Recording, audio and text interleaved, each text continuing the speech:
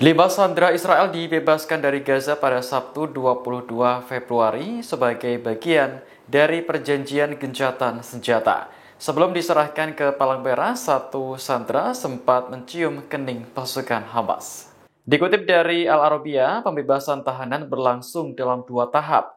Pertama, sandera bernama Tal Soham dan Avera Mengistu dibebaskan di Rafah, Gaza Selatan. Kemudian tahap kedua, Elia Cohen, Omer Semtov, dan Omer Wenkert dibebaskan di Nusairat, Gaza Tengah. Kedua momen pembebasan ini sama-sama digelar meriah di panggung dan disaksikan oleh warga Palestina. Rencananya Hamas akan membebaskan satu lagi sandera Israel nanti malam tanpa upacara resmi.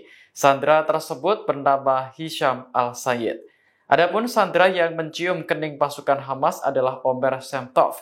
Ia terlihat menenteng bingkisan dari Hamas yang diberikan sebagai hadiah sekaligus kenang-kenangan.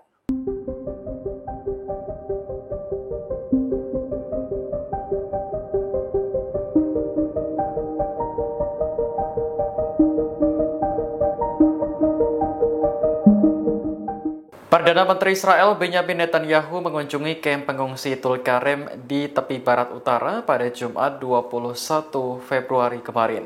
Kunjungan ini mendapat kecaman dari Hamas dan Kementerian Luar Negeri Palestina. Dikutip dari Anadolu Agency, Netanyahu memerintahkan tentara Israel untuk meningkatkan serangan di daerah Tulkarem. Perintah ini muncul setelah ledakan bom yang menghanguskan bus-bus di dekat Tel Aviv pada Kamis malam. Israel sebelumnya memang telah melancarkan operasi besar-besaran di utara tepi barat beberapa hari setelah gencatan senjata berlaku di Gaza. Operasi yang dijuluki tembok besi tersebut dilakukan di dekat kota Jenin, Tulkarem, dan Tubas. PBB mencatat 40 warga Palestina tewas dan 40.000 orang mengungsi akibat serangan itu.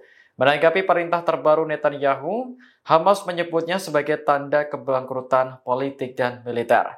Kunjungan pemimpin Israel ke kamp Tulkarem juga dinilai hanya untuk menutupi kegagalan dalam menghadapi perlawanan Palestina. Kementerian Luar Negeri Palestina juga mengutuk kunjungan provokatif Netanyahu.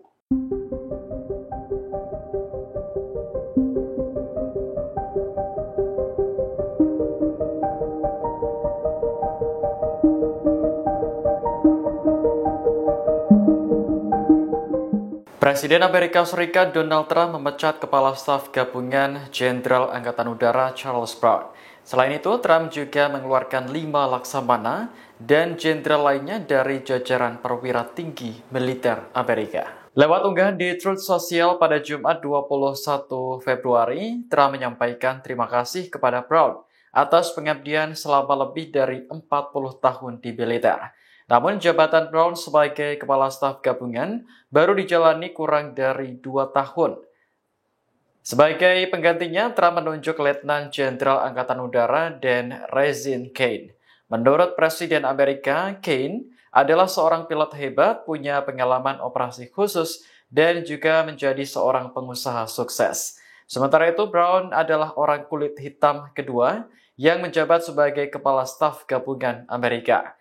Pengalaman militernya juga sangat banyak, termasuk memimpin Angkatan Udara Amerika di Komando Pusat dan Komando Indo-Pasifik. Keputusan Trump memecat Brown berlangsung di tengah kebijakan pemutusan hubungan kerja atau PHK pegawai federal. Setidaknya hampir 10.000 pegawai pemerintahan telah diberhentikan. Download Tribun X sekarang, menghadirkan lokal menjadi Indonesia.